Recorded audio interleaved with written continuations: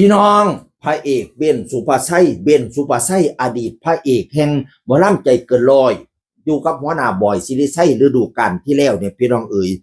บัดนี้นี่ไปพักยกอยู่บ้านช่วงหนึ่งบัดนี้กลับว่าสิกลับมาดิพี่น้อง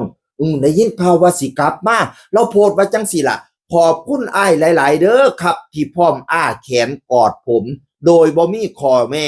ผมจะกลับไปนะครับผมจะกลับไปนะครับว่าฉันมาสิกลับมาเป็นหมอลำตินพี่น้องหรือว่าซะใดพี่น้องเอ่ยหลายคนก็ว่าต้องกลับไปใจเกินร้อยหรือว่าสิกลับไปใดพอต้องมาตีความแล้วว่าแล้วใส่ความว่าขอบคุณครับอายขอบคุณอ้ายหลายๆเด้อครับที่พร้อมอ้าแขนกอดผมโดยบ่มีขอแม่ผมจะกลับไปนะครับขอบคุณอ้ายนี่หมายถึงไผข้าเจ้าว่าคันบอยสิได้ใส่แล้วสิเอิ้นว่าพ่อได้พะนะว่าคันอ้ายเนี่ยแม่นผู้ใดคันแม่นคณะเก่าๆแล้วอีหลีแม่นปฐมบันเทิงศิลป์พ่อดาบสอให้เอิ้นพ่อเอิ้นอ้ายนี่เป็นไปบ่ได้เดี๋ยวเราสิกลับไปอยู่คณะใดพี่น้องเอ้ยก่อนหน้านี้เราก็มีข่าวว่าสิกลับอยู่เด้ก่อนหน้านี้แล้วก็โพดเนาะว่ากลับไปบ้านนี่ว่าสิไปดูแลย่าตอนนี้ย่ากันพันเบิดบุญแล้วไปแล้วสิไปดูแลแม่พร้อมแม่ตอนแรกเป็นป่วยระยะ4บัดนี้ก็แข็งแรงขึ้นมาเป็นระยะ2อาการดีขึ้นแล้วพะนะว่านั่นน่ะถ้าสิกลับไปใส่สูทเพชรแฟนยังจะต้อนรับผมคือเก่าบ่ครับว่าซั่นว่าน่ะตอนนั้นแล้วก็โพสต์ถามเด้ว่าสิคันสิกลับไปสูทเพชรสิต้อนรับผมคือเก่าบ่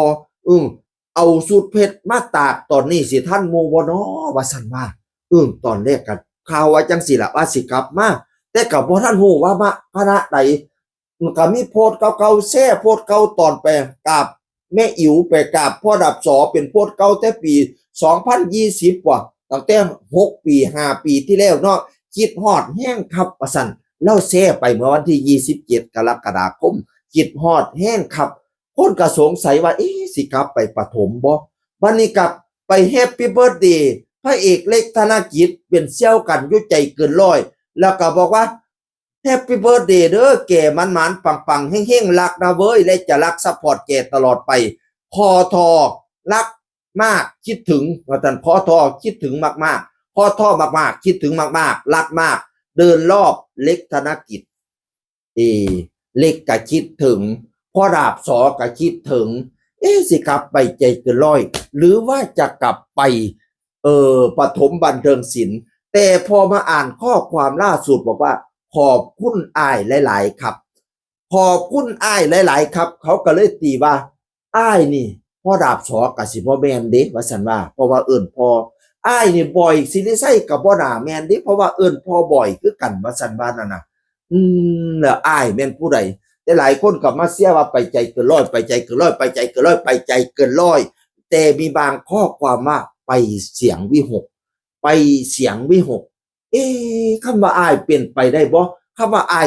คือนกพงศกรพี่น้องเอ๋ยเพราะก่อนหน้านี้ก็เห็นโพสต์ถึงนกพงศกรนะเมื่อวันที่23กรกฎาคมเป็นโพสต์ว่าเมาแล้วก็คิดฮอดพงศกรแสนปากดีพงศกรแสนปากดีเมาแล้วก็คิดฮอดหรือว่าจะมาอยู่กับนกพงศกร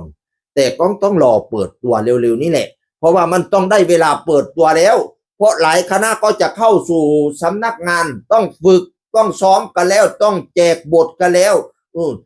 ไม่นานเกินรอเราจะต้องไขปริศนานี้ได้คำว่าอ้ายหมายถึงใครอ้ายที่อ้าแขนรับ